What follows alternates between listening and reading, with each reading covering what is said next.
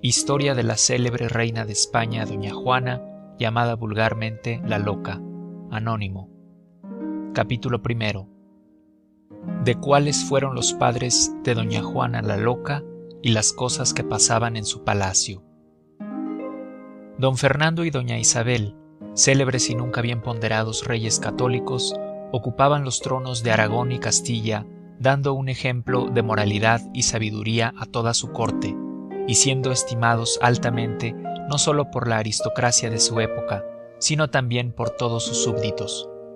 Muy agradecidos los regios esposos a las muestras de cariño que éstos continuamente les prodigaban, no podían menos de expresarle su reconocimiento de una manera más loable, porque estos monarcas no se desdoraban de que cualquier vasallo hiciese parar su carruaje, aun en los sitios más públicos y concurridos, para prestar atención a lo que les quisiesen manifestar. No obstante de esto, siempre se ha conocido, según los historiadores, el no faltar nunca entre los palaciegos aquellas comunes discordias y hablillas, hijas de la envidia. Ninguna prueba que caracterice más esta verdad que la de que, hallándose ya encinta la reina Isabel la Católica, comenzasen a propalar varios personajes, entre los cuales se hallaba don Enrique de Villena, que la sucesión que esperaban no podía menos de ser bastarda, y esto lo deducían de las varias escenas que habían presenciado en palacio, mas sin embargo de ser don Fernando tan previsor y de inspeccionar tanto las cosas que le eran ajenas, parece que estas voces las tomó por vagas y no se cuidó de ellas. Así es que dichos personajes atribuían la indolencia de don Fernando en este punto al miedo o al excesivo amor que profesaba a doña Isabel, la cual unía a los vínculos de esposa el ser nieta de su hermano. Miras particulares se llevaban el de Villena y otros en difundir por el vulgo tales voces, pero miras que más tarde fueron descubiertas por los que más le vendían amistad, declarando al soberano verbalmente los proyectos concebidos por ellos y mostrándole por escrito la correspondencia que habían interceptado, dirigida a don Juan de Portugal, a la cual contestó inmediatamente don Fernando por medio de su enviado de negocios, Lope de Alburquerque. No habiendo querido don Juan de Portugal dar audiencia al enviado de Castilla, y habiéndolo llegado a saber muy pronto don Fernando, montó en cólera, de tal suerte que nadie se atrevía a dirigirle una palabra. Procuraban aplacarle en algunos momentos de furia, pero todo era en vano. Amenazaba que haría entender a sus contrarios lo que merece el que agravia al monarca de Castilla y que mostraría cuán grandes eran sus fuerzas contra los que le enojaban. Tampoco fueron bastantes a aplacar su ira los ruegos de su hermano don Pedro de Acuña, conde de Buendía, quien le protestaba no se irritase tan terriblemente, que tal vez una fraguada noticia, como podía ser, fuera el motivo del ludibrio y las imprecaciones que dirigía sin distinción de parientes y amigos. Solo a las amonestaciones de un personaje que por respeto se calla, era a las que daba cabida el rey don Fernando. Este personaje se supo granjear su cariño por su bella cualidad, que era la de todo adulador, logrando con sus palabras henchir el pecho del monarca cada día de mayor pasión. Aún la misma reina Isabel tuvo en muchas ocasiones que valerse de este favorito para hablar con su real esposo. Estos sucesos ocurrían en el palacio de la Imperial Toledo, cuando dio a luz la reina Isabel, el 6 de noviembre de 1479, a la princesa doña Juana de Castilla, muy parecida a su abuela doña Juana, esposa de don Juan III de Aragón, según afirma el autor de Las Reinas Católicas.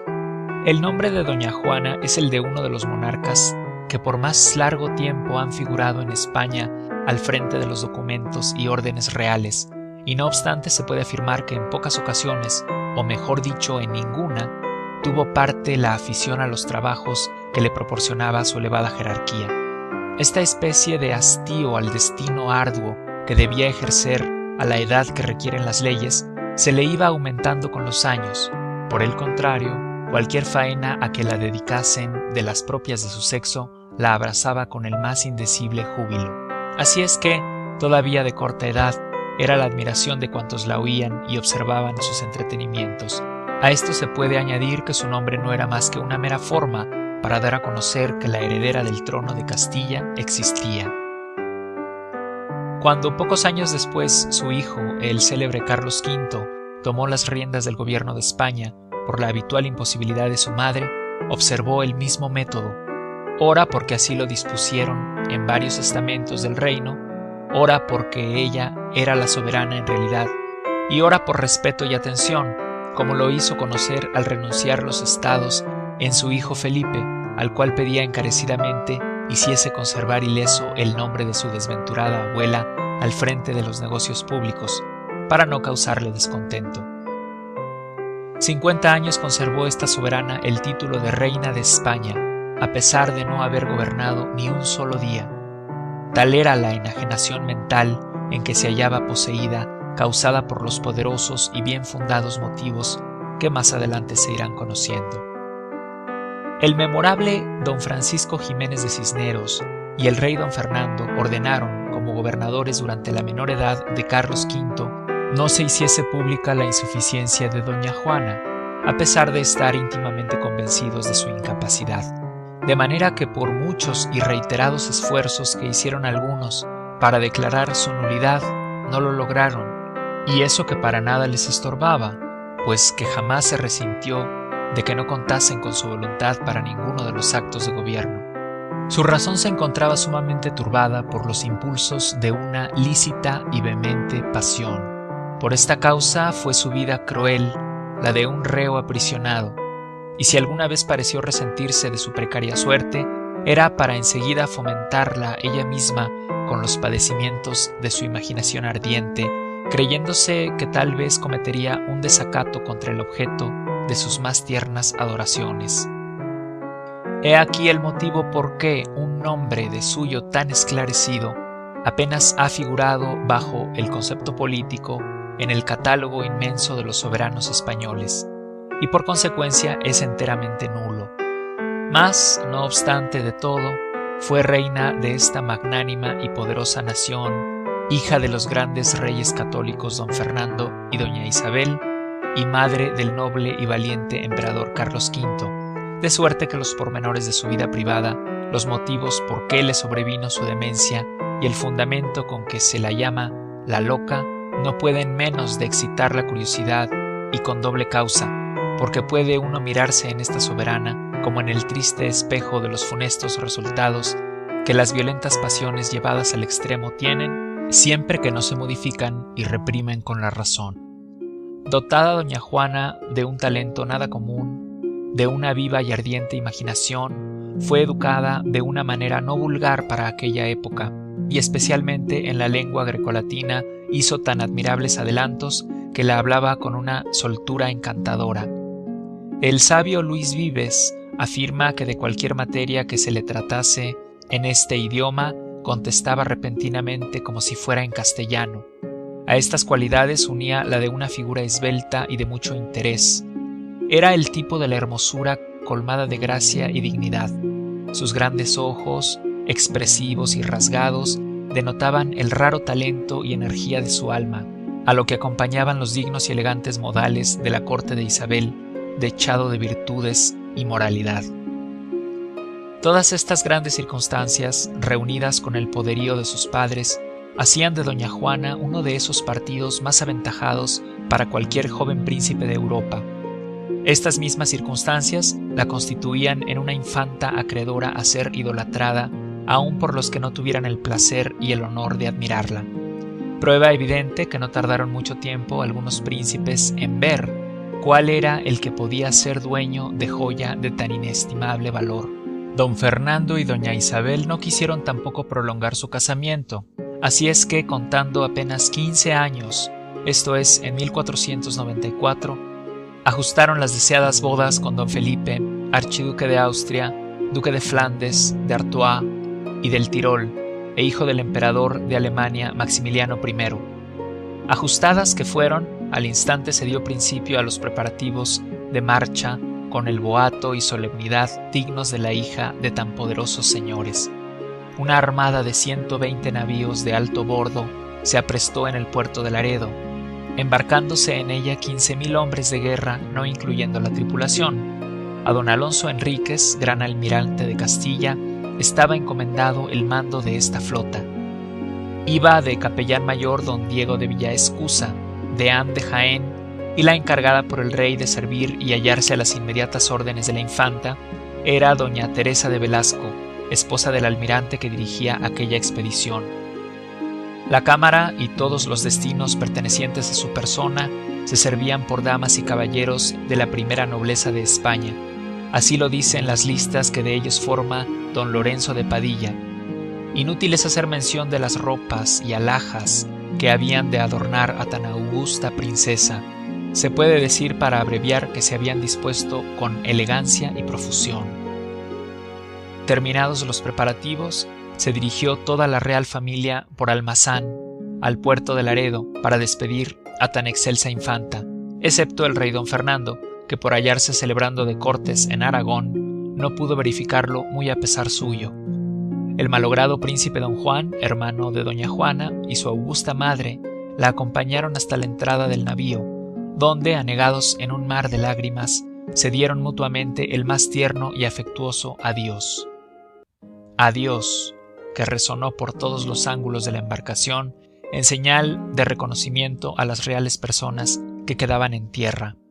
El día 19 de agosto de 1496 se hicieron a la vela con dirección a los estados flamencos.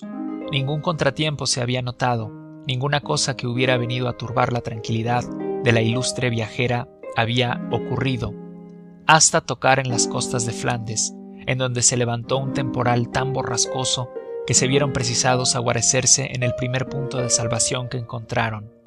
Grande era la aflicción de doña Juana al ver en tan inminente peligro su vida, pero Dios quiso que pudiesen arribar en el puerto de Toorlán, en Inglaterra, después de haber caminado por término de más de 2 horas, luchando con los embravecidos oleajes que un momento más los hubiera sumergido en lo profundo de los mares.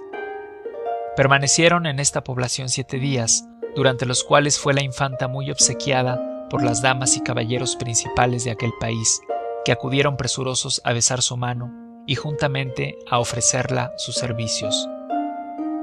Capítulo 2. De cómo se casó doña Juana, los hijos que tuvo y otros asuntos del mayor interés. Cuando el temporal se hubo apaciguado, dispusieron el viaje hacia Flandes, y el 8 de septiembre desembarcaron en la bahía de Ramna, puerto situado en las inmediaciones de Holanda, sin otro contraste que haber desaparecido varias alhajas de gran valor de la princesa, porque el navío donde se encontraba su recámara encalló en un banco llamado el Monge, sitio bastante peligroso. El príncipe que el cielo había destinado para esposo de doña Juana habitaba entonces un suntuoso palacio en Lande, pueblo del Tirol.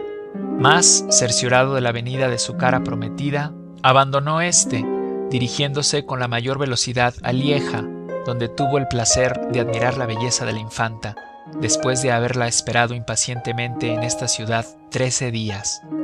Inmediatamente se puso en ejecución el casamiento, habiéndoles dado las bendiciones don Diego de Villaescusa, deán de Jaén. Practicadas con la mayor solemnidad y magnificencia las ceremonias de costumbre, pasaron a Amberes y de aquí a Bruselas, donde fueron colmados de enhorabuenas y donde tenían dispuestas para su llegada a los habitantes de esta provincia muchas fiestas, de las cuales estuvieron los jóvenes esposos disfrutando largo tiempo. Tales fueron las diversiones dispuestas por el pueblo de Bruselas, que afirman algunos autores, se le oyó más de una vez decir a Felipe que de buena gana sería su punto de residencia esta capital. Es opinión común que don Felipe era de una arrogante figura, apuesto caballero y muy amigo de vestir con esplendidez. Añádese a esto un carácter amable, por lo cual todos lo apreciaban. Estas cualidades fueron las que le granjearon el renombre de hermoso. La infanta doña Juana era por el contrario extremada y enérgica, pero no obstante se apoderó de ella una pasión tan vehementísima que desde el instante que le vio le amó con ciega idolatría. El cariño de doña Juana hacia Felipe el Hermoso se aumentaba más cada día por el modo de vivir que observaron y por el buen comportamiento del archiduque, que, como joven, no pensaba en otra cosa que en los placeres. Así es que continuamente se hallaba en torneos, saraos y otras diversiones, con las cuales crecía más la pasión de su joven esposa, contemplando la gallardía y la destreza en las armas de su Felipe. Su marido era el objeto de sus adoraciones. En él tenía depositado su corazón y para él únicamente vivía.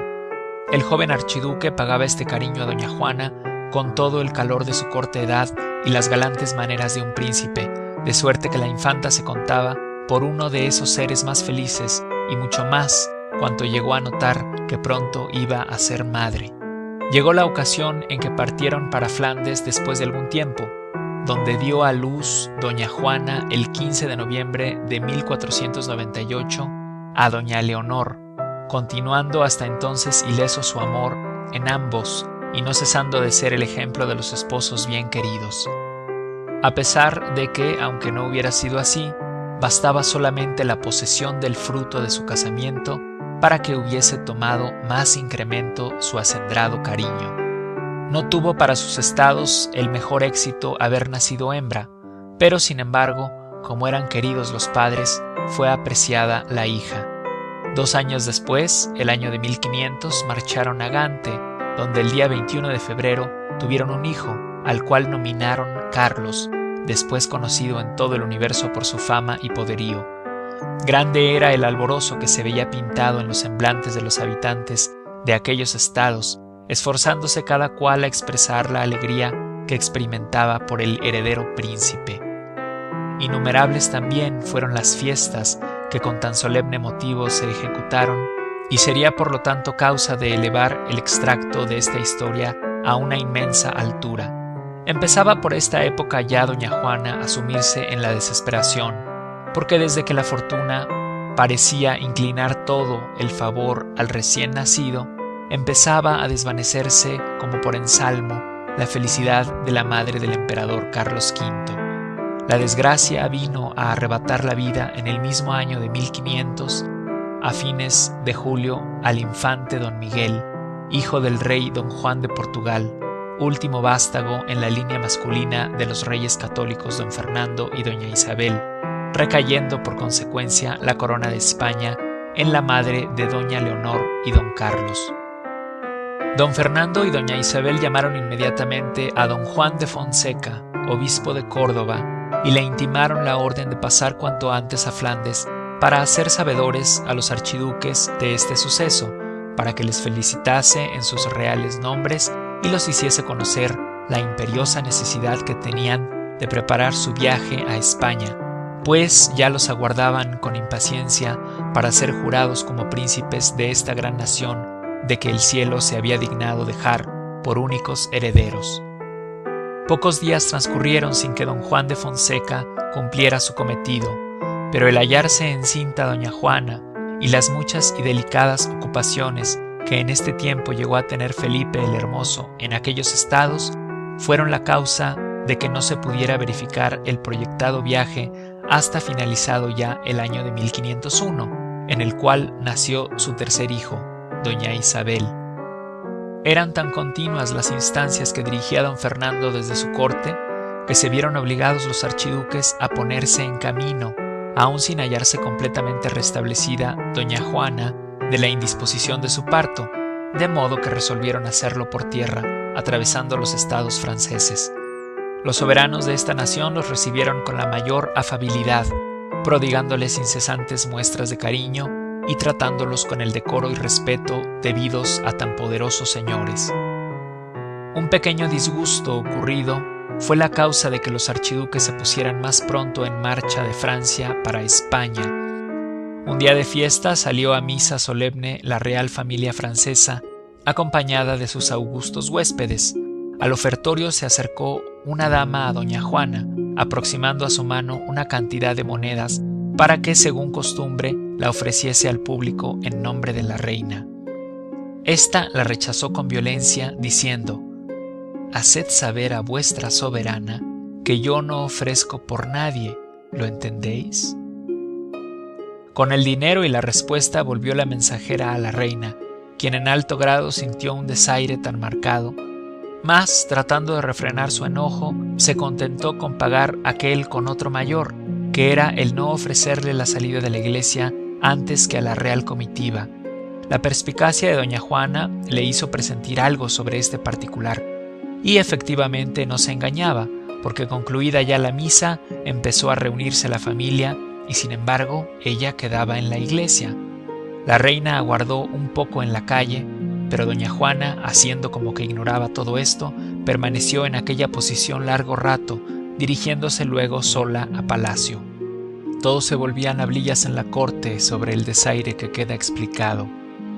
Y hubieran pasado más adelante si el archiduque no tratase de disculpar a su esposa de los tiros que se le dirigían, por lo cual tuvo que abreviar precipitadamente su viaje para el suelo español.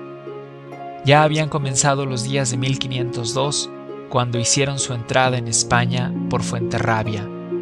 En esta capital los aguardaba, según recomendación de don Fernando y doña Isabel, don Bernardo de Sandoval y Rojas, que los acompañó por Burgos, Valladolid y Madrid a Toledo, punto donde estaban convocadas las Cortes Generales del Reino, y donde después fueron jurados herederos de la corona de España, que, según cálculo, fue el 22 de mayo del mismo año 1502.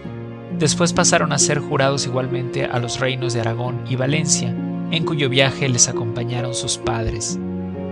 De regreso ya de esta expedición, hubo que detenerse en Alcalá de Henares a consecuencia de encontrarse próxima a parir doña Juana.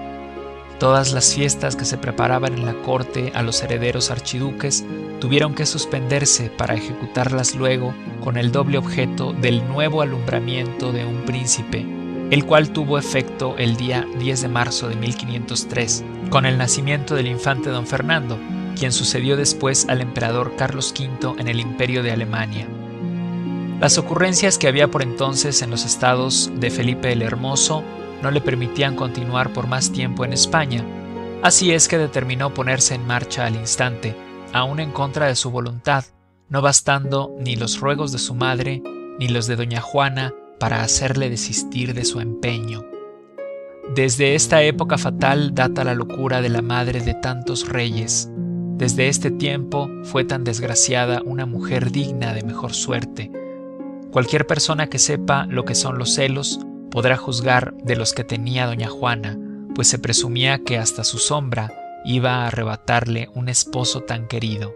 Felipe, por su parte, le había pagado con justo valor el amor que depositara en él, mas se le iba extinguiendo.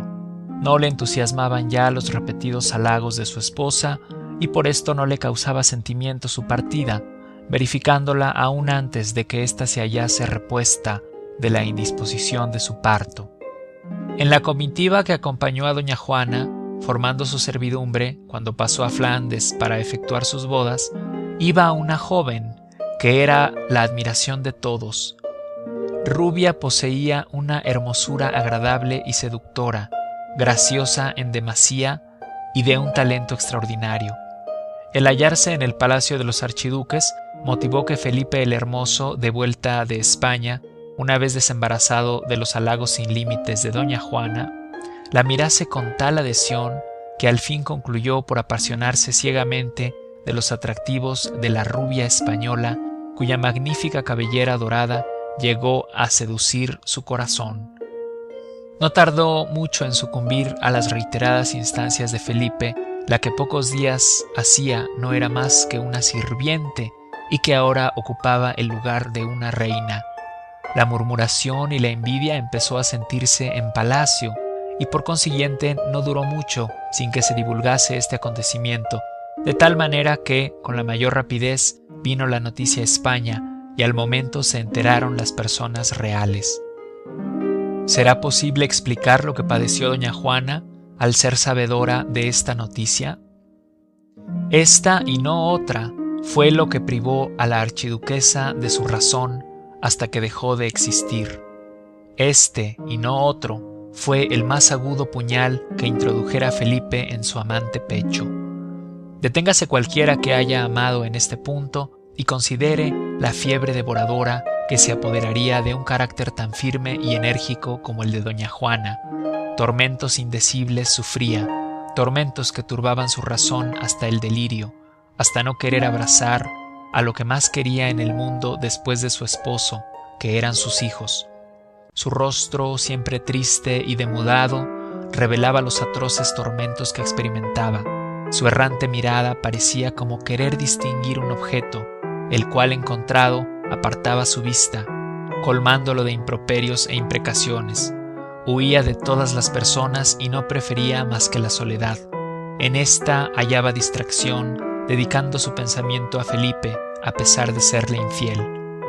Con este motivo determinó abandonar la corte y retirarse a la mota de Medina del Campo, por estar íntimamente persuadida de que en este lugar se vería libre de los observadores cortesanos y poder desde allí escribir a la reina Isabel, su madre, noticiándola de su última resolución, que era la de partir a la mayor brevedad a Flandes, para de esta suerte volver a ser dueña del corazón de su esposo y destruir cuanto antes el amor que hubiera depositado en la rubia española.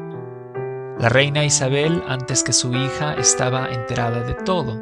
Conocía perfectamente el ardiente amor que ésta profesaba a su marido, y presumiéndose que tal vez su partida sería el móvil principal de un gran escándalo, trató de evitar su marcha, aunque a costa de mucho trabajo. Conocía que las relaciones de amor de Felipe eran demasiado nuevas para que tan pronto pudiese haber un rompimiento, así es que trataba de disuadirla de la idea de marcharse, poniéndole por pretexto el hallarse sumamente delicada su salud y también el encontrarse su padre celebrando cortes en Aragón, el cual, adorándola tan entrañablemente, sentiría muchísimo el que se hubiera tomado esta determinación sin su consentimiento. Tanto la reina católica como su hija doña Juana llevaban su intención, la primera por ver si podía sin dar escándalo desvanecer el amor que había puesto Felipe en la camarista, y la segunda porque quería dar una lección a su esposo, confundiendo a su querida. No dejaba doña Juana de escribir a su madre con el objeto indicado, pero inútiles habían sido hasta entonces sus súplicas para alcanzar el permiso de ésta. Había llegado hasta el punto de mandar a los personajes más influyentes de su corte para, si por este medio lograba lo que hubiera deseado, aún a costa de su vida. Mas, viendo que todo era en vano, tomó la determinación de marcharse sin el consentimiento de su madre, sin que llegase a oídos de su padre, y si era posible, sin que se enterasen más que los conductores de su carruaje. A aquellas personas en quien tenía depositada su confianza, dio las órdenes oportunas para que a la mayor brevedad preparasen los útiles más necesarios de marcha. Todo se encontraba ya dispuesto, pero quiso la casualidad fuese avisada doña Isabel de esta resolución inesperada, por lo cual mandó inmediatamente a don Juan de Fonseca, obispo de Córdoba, para que le suplicase en su nombre no marchara. A punto de subir al carruaje estaba ya doña Juana cuando llegó el enviado de la reina. Un momento después no la hubiera encontrado. Mandó al instante don Juan de Fonseca se retirase el carruaje y enseguida se fue a ver a la archiduquesa, a la cual encontró ya a la puerta del Palacio de la Mota, preparada a marchar en traje de camino. Con el acatamiento que requería su posición, la hizo sabedora de la orden de la reina católica, intimándola a que volviese a su aposento, mas la archiduquesa no se hallaba ya en el caso de guardar consideraciones de ningún género, así es que no contestó una palabra. En el calor de su vehemente pasión no encontraba más que misterios, agentes secretos de su rival y de su infiel esposo, que no tenían otro entretenimiento que retardar su partida. El obispo de Córdoba apuraba en vano sus instancias, aun presentándole a cada palabra el nombre de su madre, pero, ya cansada de escuchar, desobedeció la orden y los ruegos de éste, y preparándose a salir, «Dejadme», dijo, «es un deber sagrado el que no me detenga a nada en este viaje». Entonces el obispo mandó a cerrar la puerta, dejando de la parte de dentro a la desgraciada doña Juana. Viéndose encerrada esta señora, llegó al colmo de su desesperación y empezó a proferir tanto denuesto y tan insolentes frases que don Juan de Fonseca se fue sumamente irritado a pesar de haberlo mandado llamar a la archiduquesa por medio de su gentil hombre de cámara, don Miguel de Ferrera. No quiso volver, sino que tomó el camino de Segovia, donde a la sazón se hallaba la reina doña Isabel. Llegado que hubo don Juan de Fonseca a donde estaba la reina, le dio parte de todo lo ocurrido con la princesa. Doña Isabel, a pesar de lo débil que se hallaba y de la multitud de negocios que le proporcionaba su alta posición, se puso en camino para la mota de Medina del Campo, presumiéndose que tal vez su presencia haría desistir a su hija de un proyecto para ella tan sensible. Después de los cumplimientos de costumbre, y a los cuales no prestaba atención ésta, le prometió que muy pronto iría a reunirse con su marido. «Nunca quiera Dios», decía la reina, «que mi voluntad, ni la del rey vuestro padre, sea la de apartaros del lado de vuestro esposo.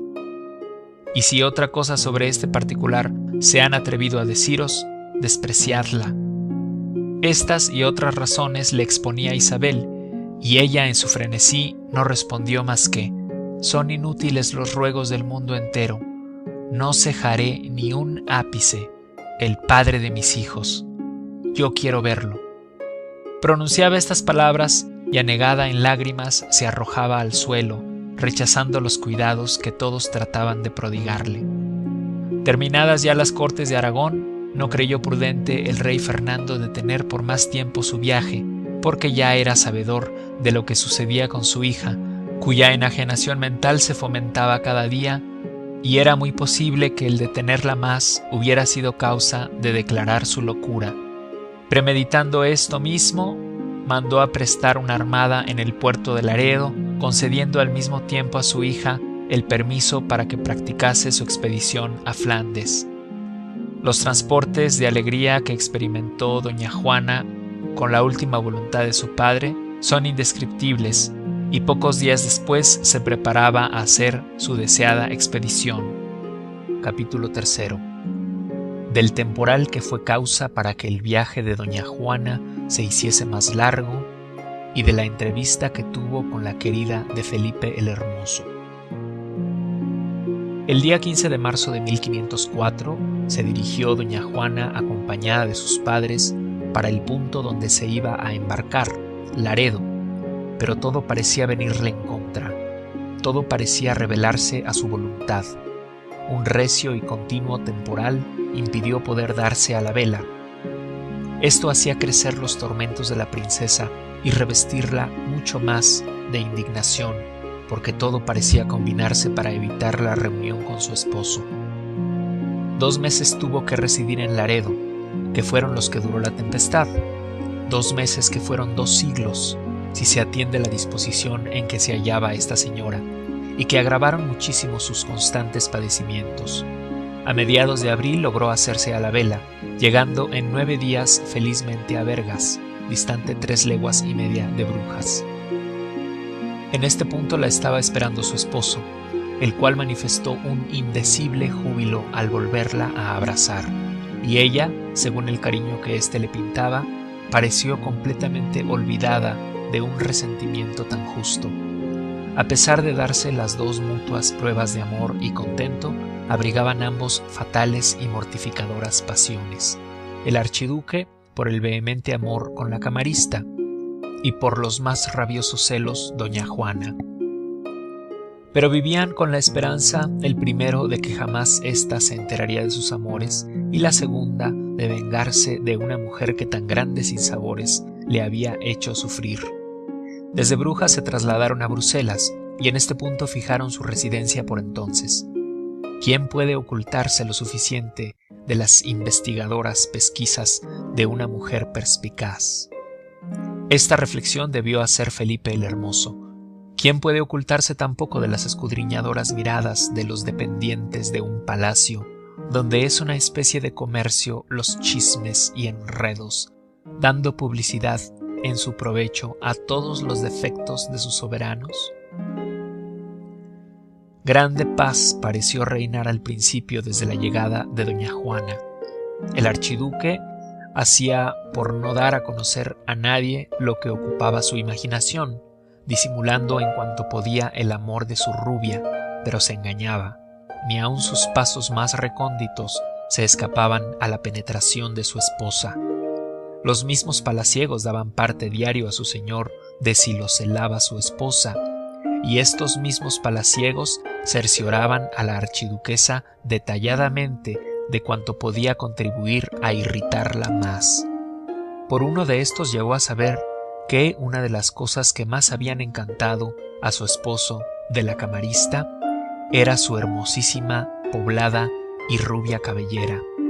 Mas, no contento aún con esta declaración, le indicó los sitios y horas donde comúnmente se daban las citas. Con la relación anterior llegó a agotarse completamente la paciencia de la archiduquesa, porque acabó de conocer que había empleado en vano todos los recursos que le proporcionara su acendrado humor, para ver si de esta suerte hacía desaparecer de su marido una pasión que ella jamás creyó arraigada, porque la creía un capricho. Sus celos, refrenados por algún tiempo, eran desde este día un violento frenesí que aumentaba sus padecimientos. Alguna que otra vez ya habían mediado varias palabras entre los esposos, pero el archiduque, muy enamorado de su rubia, hacía por disculparse, practicándolo con la mayor sangre fría. Estas cosas era imposible durasen así largo tiempo, porque ni el uno podía satisfacer su amor, ni el otro soportar tantas humillaciones y desvío, y tampoco porque las pasiones de ánimo no se pueden contener. Una escena terrible, por un descuido de Felipe, tuvo lugar. Le sorprendió su esposa con la querida. Grande fue el escándalo que circuló por toda la corte, y grande fue el trabajo que le costó contener la furia de su mancillada esposa, porque ésta ya no pensaba más que en la venganza. Y cosa admirable en esta mujer. De esta venganza no quería fuese partícipe su esposo, pues aunque había llegado a notar el despego y descaro con que solía tratarla, no obstante lo idolatraba de todo corazón. Su furia era expresadamente dedicada para su adversaria, para aquella indigna mujer que le había arrebatado lo que más adoraba en la tierra. Y gracias a que la timidez de abandonar del todo el amor de su marido la reprimía en parte. Ya era testigo el palacio de Bruselas de los descompasados gritos, repetidas contiendas y descompuestas palabras de los jóvenes príncipes, sin embargo de poner cuanto estaba de su parte por disimular el archiduque para evitar los escándalos. Los celos habituales de la infanta daban origen a que no cesase de acechar el momento de realizar su venganza. Mas llegó por desgracia un día fatal, que pasando su errante mirada por todos los objetos que la circundaban, se encontró con la camarista. Echó mano de unas bien afiladas tijeras, de que siempre iba armada, se lanzó sobre ella cual el águila sobre su presa, y antes de que su contraria lo hubiera podido evitar, ya la había despojado de su dorada cabellera. No satisfecha aún, la llenó de contusiones y arañazos, y podemos asegurar que si los gritos de la camarista no hubiesen hecho acudir al lugar de la sangrienta escena a todos los dependientes del palacio y hasta a su mismo marido, era probable hubiese acabado con la que había sido causa de sus sufrimientos. Felipe, viendo despojada a su querida del objeto que más lo entusiasmara, se llenó de indignación, y fueron tantos los improperios, tantas las palabras ofensivas e insultantes que dirigió a su esposa, que no se le hubieran dicho iguales a la mujer más despreciable de la sociedad. El haber visto que Felipe la trataba de aquella manera contribuyó en gran modo a trastornar completamente su juicio. Jamás podía creer doña Juana semejante trato en su esposo. La escandalosa escena que acabamos de pintar no tardó en llegar a oídos de la reina Isabel, y tuvo tan gran sentimiento que fue la causa de que se agravase más su enfermedad. Sin embargo, procuró por todos los medios que estuvieron a su alcance introducir la paz entre sus hijos, ni siéndole posible lograrlo por algún tiempo. La archiduquesa tenía una herida que no era fácil de cicatrizar, por fin alcanzaron sus súplicas hacer la reconciliación. Se unieron los esposos, pero no por esto recobró doña Juana su tranquilidad. Entretanto, la salud de doña Isabel decaía por instantes. Sus padecimientos eran tan continuos que ya no se dudaba de su pronta muerte. Uno de los principales personajes de la corte, única heredera del reino de Castilla a su hija doña Juana, y en defecto de ésta a don Carlos, su nieto.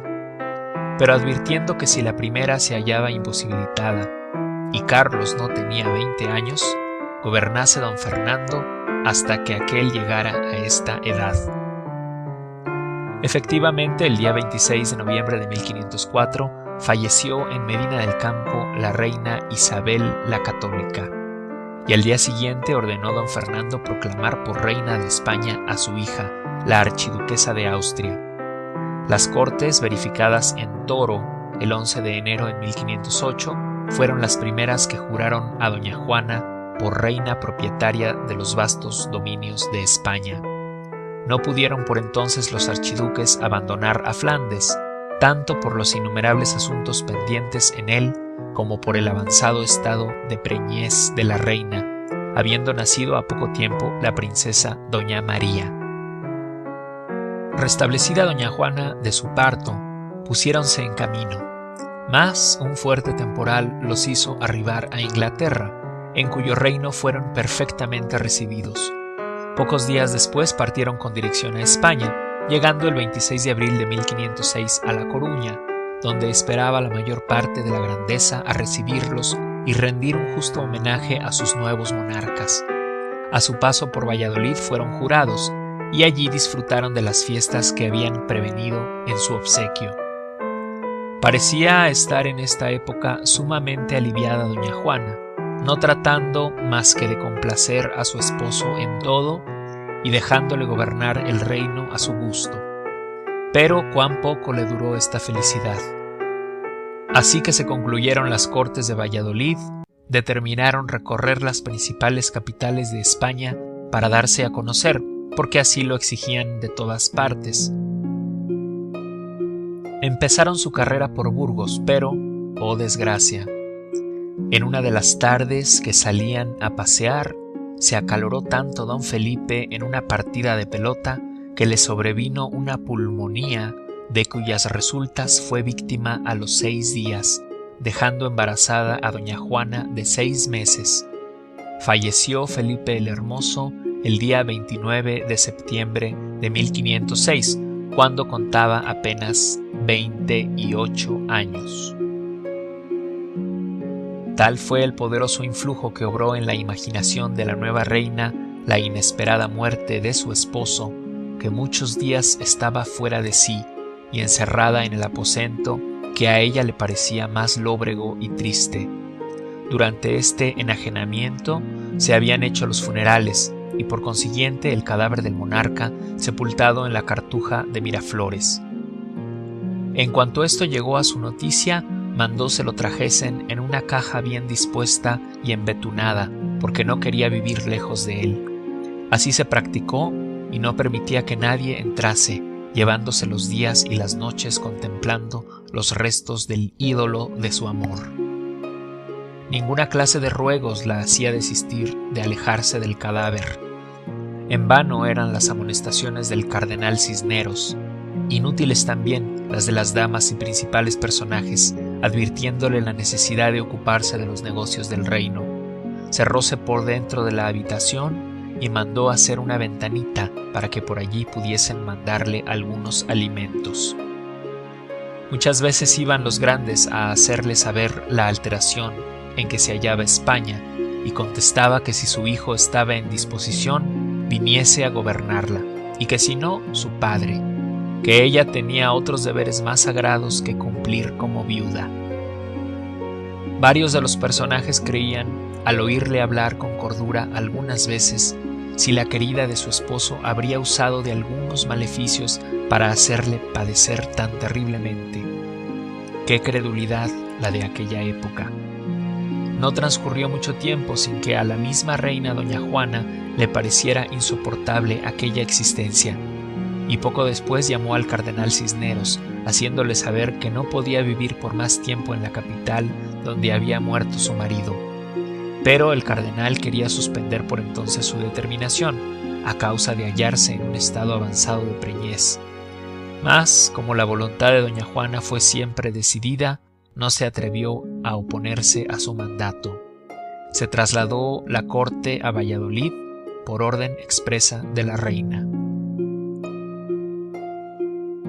Haciendo jornadas muy cortas, salió de Burgos el 20 de diciembre de 1506, acompañada de un crecido número de vasallos con hachas encendidas, muchos frailes franciscanos también con luces, el prior de la Cartuja y algunos monjes que decían misas diarias por el alma del soberano, cuya caja iba en medio de esta fúnebre comitiva, seguida del coche de la desdichada doña Juana y de las damas y caballeros de su palacio.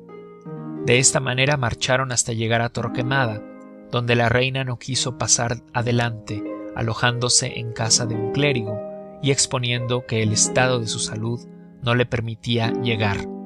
El 14 de enero de 1507 parió en este pueblo a la infanta doña Catalina. Triste y desconsolador fue este año para España. A consecuencia de una miseria y escasez grandes, se desarrolló una peste que causó innumerables estragos. Y se creerá que a pesar de ser el pueblo de Torquemada uno de los más invadidos por la epidemia, no bastasen los ruegos del cardenal a que continuara la reina su camino. Muchas y muy reiteradas fueron las instancias que a éste le costó hasta lograr que a fines de abril se volviese a emprender la marcha con el mismo aparato que al principio, pero pronto se cansó de viajar. Al llegar a Hornillos, distante 2 leguas de Torquemada, quiso fijar su residencia en él, exponiendo viviría con más comodidad que en una grande población. De manera que volvió a encerrarse en este pequeño pueblo con el inanimado cuerpo de su esposo, no cesando de hablarle, ya con cariño, ya con quejas, ya con reconvenciones que aumentaban más su incurable locura. Todo seguía de este modo hasta que le dieron noticias de la venida de su padre a España. Esta noticia la recibió con gran placer, porque al momento manifestó deseos de salir a encontrarse con don Fernando en Castilla, advirtiendo que había de ser en cortas jornadas y con el mismo cortejo fúnebre. Inútilmente se cansaba el regente del reino, arzobispo de Toledo, para hacerle viajar de día sin el cuerpo de su esposo. Todo era en vano, de suerte que no había otro recurso que repetir todas las noches el entierro. Así caminaron hasta entrar en Tórtoles, población donde tuvo su padre el gusto de abrazarla. Pero, ¿cuál fue la sorpresa de don Fernando al encontrar a su hija más querida en aquella situación? Aquellos ojos desencajados, aquel rostro cadavérico y aquella errante mirada. Cuando se le venía a la memoria lo que había sido causa de que su hija estuviera en aquel estado, la pena lo ahogaba y gruesas lágrimas surcaban sus mejillas. Doña Juana estaba inmóvil. ¿Lloráis, padre de mi corazón?, le dijo. Vuestra hija no puede ya imitaros. Cuando sorprendí a la querida de mi esposo, se me agotaron las lágrimas. Considerad cuál sería mi tristeza. Doña Juana había llegado al último grado de locura. Estaba enteramente loca. Mas, sin embargo, era la reina propietaria de España, y su nombre y consentimiento eran necesarios para dar algún carácter a los actos de gobierno. Esta consideración movió al rey católico a entrar en algunas consultas con su hija para el mejor arreglo de los negocios y volver otra vez a gobernar los dominios de España. Doña Juana, por su parte, admitió sin réplica alguna cuanto le propuso su padre, poniendo solamente una condición: que la habían de dejar permanecer en la villa de Arcos, en completa libertad, sin tener que intervenir en otro negocio que pasar los días que le restaban de esta vida al lado del cuerpo de su esposo. Mucho trabajaron por hacerle variar este pensamiento, pero siendo todo inútil se le concedió el permiso, mandando prepararle una casa en Arcos, digna de la persona que la iba a habitar. Más de año y medio residió doña Juana en la villa de Arcos sin que se hubiese mejorado en nada su locura. Era de ver, según afirman algunos, las animadas conversaciones que esta infeliz señora tenía con el cadáver de su esposo, conversaciones que aumentaban más su delirio y que en lugar de aliviarla la agravaban. «¿Por qué no me respondéis, Felipe?», le decía. «Calláis, todavía me seréis infiel». Estas palabras profería a su marido y otras que causaría lástima escucharlas. Desde Santa María del Campo le escribió don Fernando a su hija advirtiéndole de la necesidad que tenía de marcharse a Tordesillas y haciéndole saber era población más saludable que Villa de Arcos y que por consecuencia había determinado se pusiese en camino para este punto. Doña Juana se encontraba perfectamente, según le contestaba, en Arcos. De manera que viendo el rey católico que su hija no accedía a sus súplicas, tomó la determinación de ir en busca de ella para ver si con su presencia lograba lo acompañase hasta Tordesillas. Así lo hizo don Fernando, habiendo podido con el influjo que ejercía sobre su hija hacerse marchase a dicho punto, pero viajando con el mismo aparato que en las otras expediciones.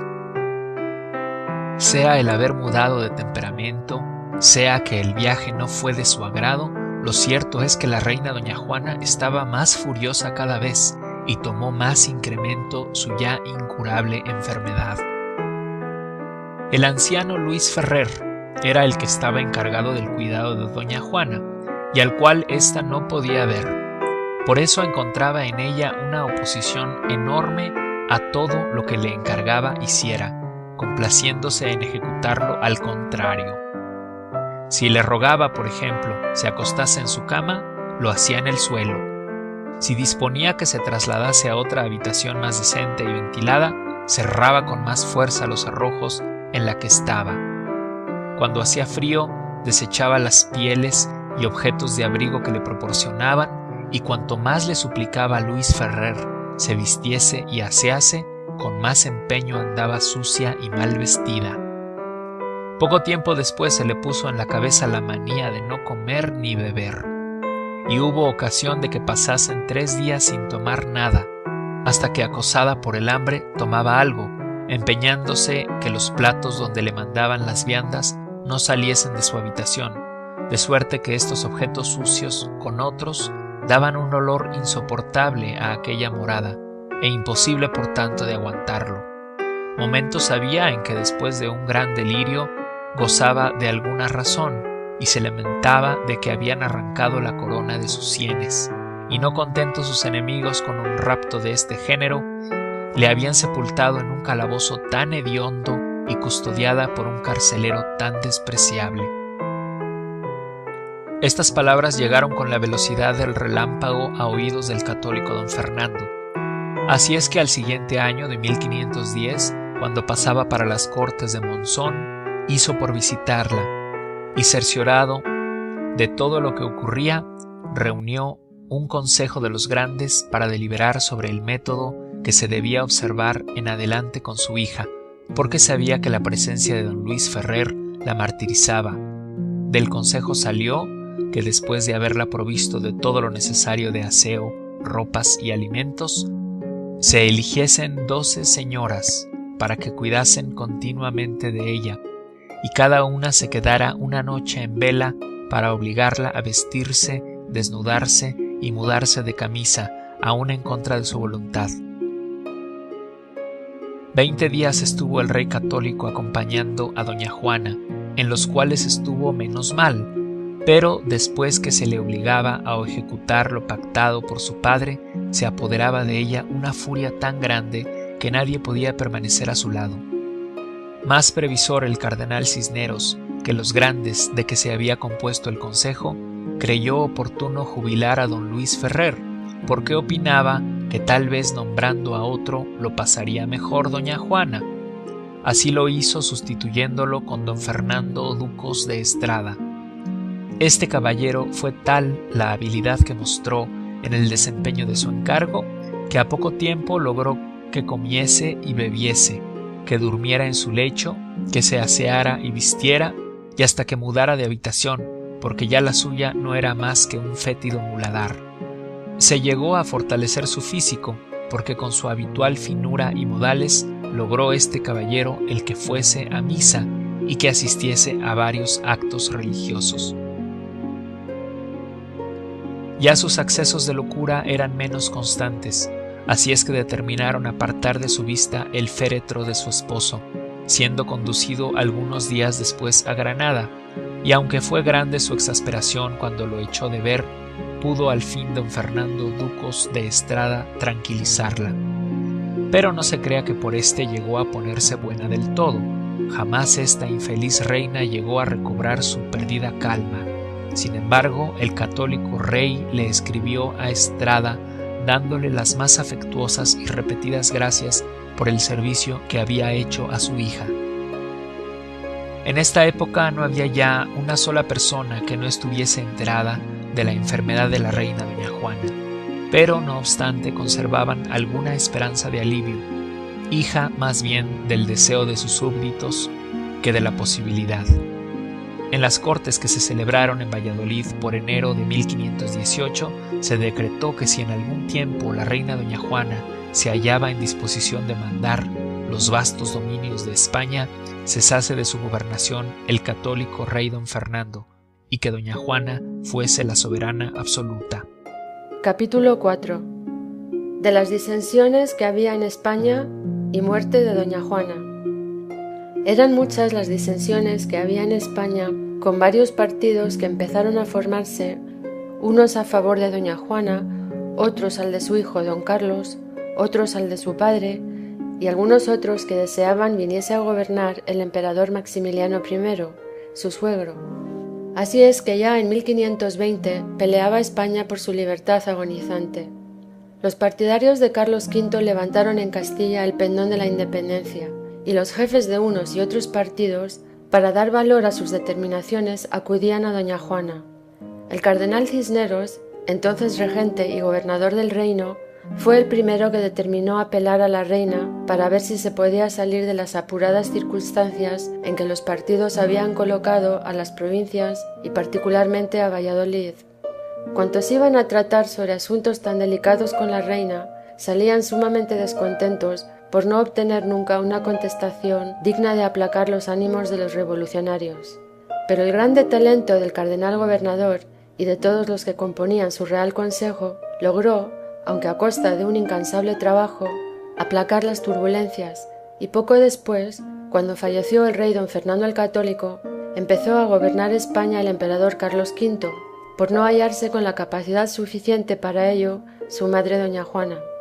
Ya la ocupaba a esta señora otro pensamiento que había venido a acibarar más su miserable vida. El marqués de Denia le trajo la noticia de haber fallecido su padre, noticia que la puso rematada del todo, invocando sin cesar los nombres de su esposo y de su padre, con tan fuertes y descompasados gritos que había ocasiones en que todos temían por su vida. Ninguna dama ni caballero se atrevían ya a permanecer solos a su lado. Sus ensangrentados ojos, su descarnada cara, su descompuesto cabello, todo inspiraba horror. En este triste estado pasó el resto de su vida la infeliz reina, en el palacio de Tordesillas, donde estuvo 46 años luchando con lo que todos conocen, y no existiendo otra cosa en su imaginación que la memoria de su adorado padre y los celos de su idolatrado esposo. Después de conocidos los hechos que se han acabado de referir, lo restante de su vida, que a pesar de los largos y terribles sufrimientos fue larguísima, no ofreció novedad digna de mencionarse. La reina de España, doña Juana, alargó sus días hasta los 73 años, sin que su incurable mal hubiera podido hallar un correctivo, pero en los últimos meses se agravó extraordinariamente. Nunca tuvo dolencia de otro género, de manera que haber vivido Felipe el Hermoso mucho tiempo, hubiera tenido que expiar su mal proceder para con esta reina, acreedora de mejores miramientos. A principios del año 1555 empezó a enfermar de bastante consideración, llegando hasta el punto de no querer tomar ninguna medicina. Cuando la obligaban, arrojaba al suelo o a la cara de quien se la hacía tomar. 3 meses pasó esta señora en la agonía, no habiendo ya una persona que quisiera permanecer en su compañía. Todos estaban fatigados, aburridos de sufrirla. Gritos desaforados y lastimeras voces eran los que se oían en palacio, y todo cuanto se hacía para tranquilizarla era nulo. En lugar de aliviarla, excitaban más y más su furor. El marqués de Denia, que era uno de los que continuamente estaban a su lado, le escribió al rey, su hijo, advirtiéndole de esto mismo, a lo que contestaba Carlos V: «Sufrid con resignación las impertinencias de mi pobre madre, que el cielo os recompensará». Lo mismo les contestaban las demás personas reales.